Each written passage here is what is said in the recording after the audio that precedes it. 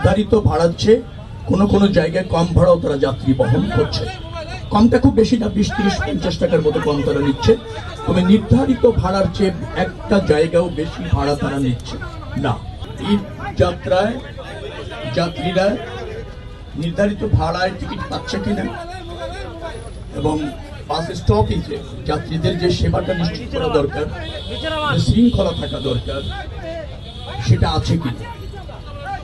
তো আমরা, আমার সাথে প্রতিমন্ত্রী মহোদয় আছেন, ঢাকা উত্তর সিটি কর্পোরেশনের প্রশাসক এখানে আছেন। তো আমরা যেটা দেখতে পেরেছি সেটি হচ্ছে যে নির্ধারিত ভাড়ার চেয়ে কোনো কোনো জায়গায় কম ভাড়াও তারা যাত্রী বহন করছে। কমটা খুব বেশি না, 20-30-50 টাকার মতো কম তারা নিচ্ছে।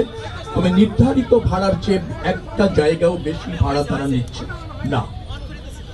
যাত্রী চাপ আছে এবং যাত্রীরাও নিরাপদে বাস স্টপেজ থেকে তাদের গন্তব্য দিকে যাত্রা করতে পারছে।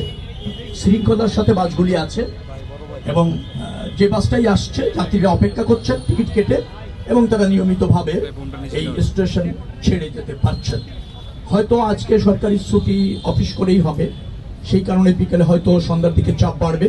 সেই বাড়তি চাপ কিভাবে মোকাবেলা করা যায়, যাত্রীদের ওই বাড়তি যখন চাহিদা থাকবে টিকিটের এবং বাসের, সেটাও কিভাবে তারা ফুলফিল করবে সেই ধরনের প্রস্তুতি আমরা দেখলাম যে তারা নিয়েছে।